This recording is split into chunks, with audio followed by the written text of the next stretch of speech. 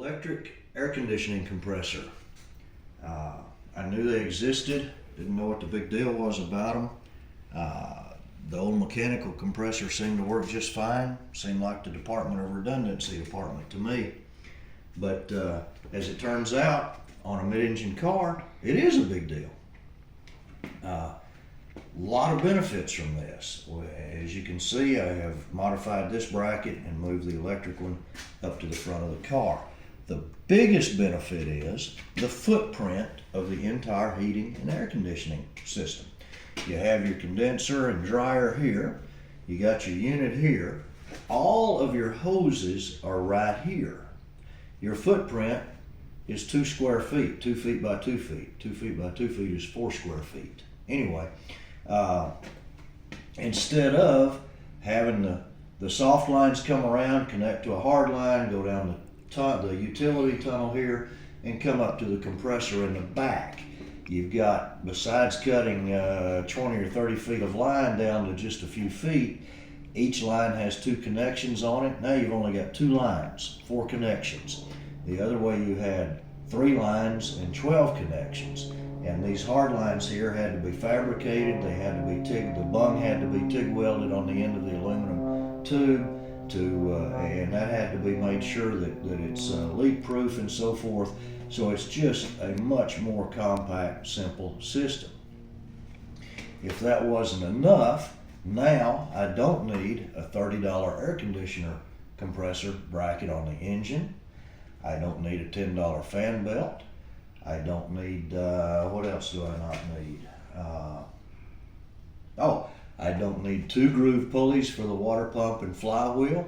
I can do the 1 groove. All I'm running is an alternator. Now I see no reason whatsoever to run a serpentine belt for one thing, for the alternator. I've eliminated $30, $40 worth of hose here.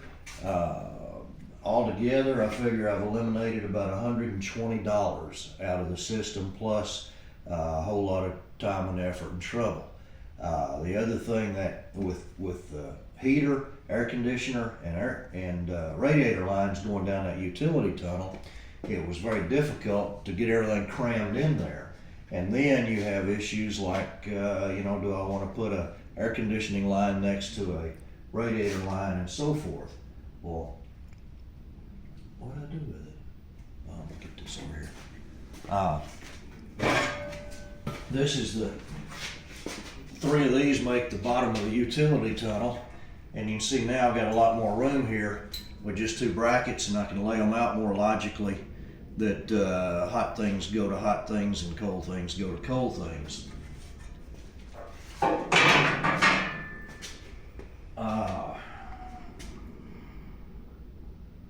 Downside of it, and with any engineering, it's a matter of trade-offs. Cheap, fast, good, pick 2. Does require an extra breaker in the fuse box. It's $5, so now my $120 savings is down to $115. But let me just review here a second. Yep, much cleaner assembly. Oh, this compressor is roughly the same price, is the same price as the mechanical compressor, so every bit of that is a wash. The 120 is on top of that, minus the 5 is the 115. But you got 12 fittings and connections that you don't have to worry about leaking.